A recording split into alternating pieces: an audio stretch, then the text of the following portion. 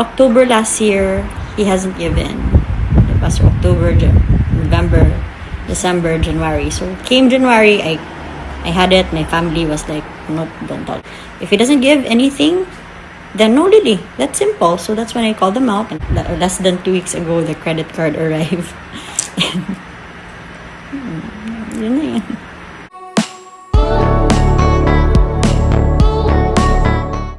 Ellen Adarna sumagot sa sinabi ni Christopher May na isang good provider nga raw si Derek Ramsey. Narito nga ang kanyang mga sinabi at nitong nakaraang linggo nga lang daw nagbigay si Derek at credit card nga ito na may credit limit na 50,000. Kung hindi nga lang daw kinausap ni Ellen si Derek na kailangang magbigay ng sustento ay hindi pa ito magkukusa.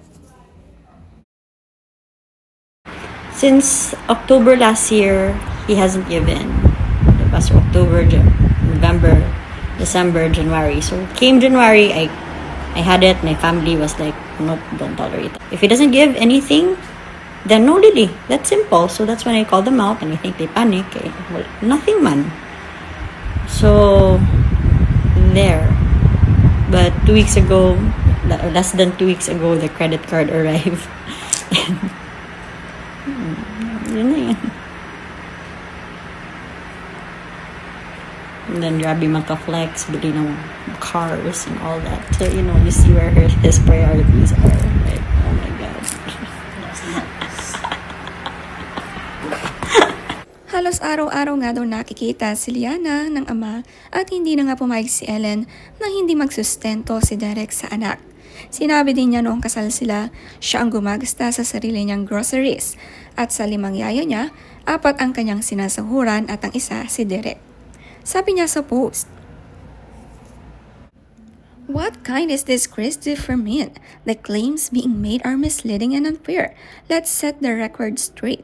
Truth matters, facts matter, and credit should always be given where it is due. Last month, I told his assistant, no sustento, no lily. That's simple. I am not demanding anything beyond what is fair. But I will not allow a father to live comfortably just cooling while having little to no contribution to his child because he gets to see her almost every day." At yung mga fans lang niya. When you're so delulu, and then you're so used to lying, you start to believe in all your own lies. So you're a deep thinker. You analyze, you do your research, and you think. Forgiveness is only for the people who deserve it and who ask for it and really change. But I'm not Mother Teresa, Day. I'm not there yet. Ang kapatawaran nga raw ay hindi deserve ng tao kung hindi ito hinihingi at walang pagbabago. Nilinaw talaga niya ang pagiging isang good provider ay hindi na kailangan pang sabihan.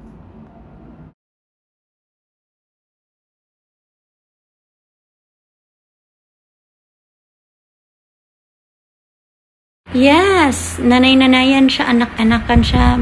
I don't know what but I know they're close. And Vermin is doing the dirty work for him, di ba? Bango-bango ng pangalan niya pag si Vermin ang nagsalita.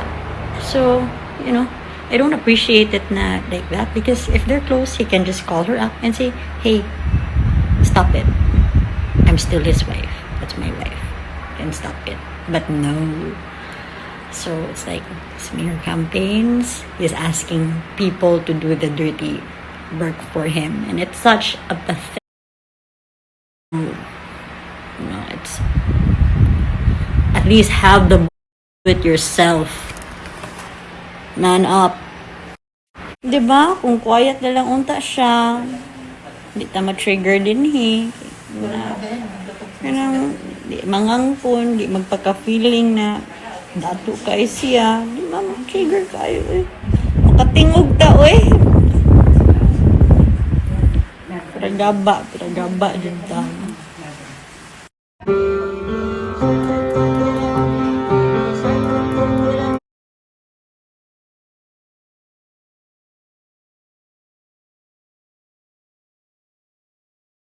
Nakakatuwa nga si Liana ngayon habang lumalaki natututo na rin magpiano at kapag tumutugtog ang mama niya kinikilig ito. Soon, may isa pang tutugtog katulad ni Elias. Nakuha din ng talent ng Mama Ellen at ang ganda-ganda ng ngiti ni Liana sa tugtog ng Mama dahil paborito niyang kanta ito.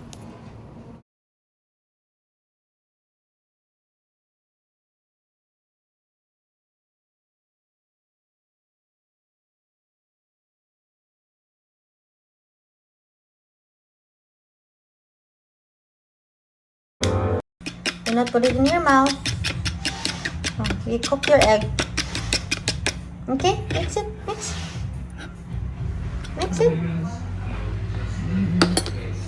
Okay, mix. Okay. Okay. At kapag daw aalis si Ellen ay iiwan mga bata, which is napakadalang mangyari, ay palagi siyang nakatingin sa CCTV. Gina-check ang mga anak at kalagayan nito. Marami naman palang yaya itong si Ellen.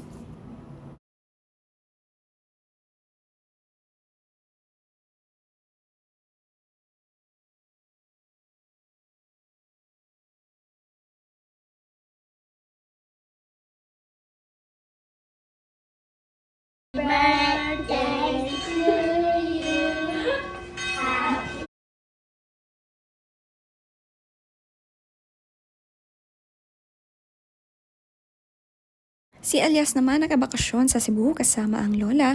Napaka-sweet at sinurpresa ang ate nila. Masaya nga ngayon sa bahay ni Lola Miriam dahil kumpleto ang mga apo at mababait pa itong alagaan. Ang sweet nga ng lola, nagpagawa ng customized cake para sa apo.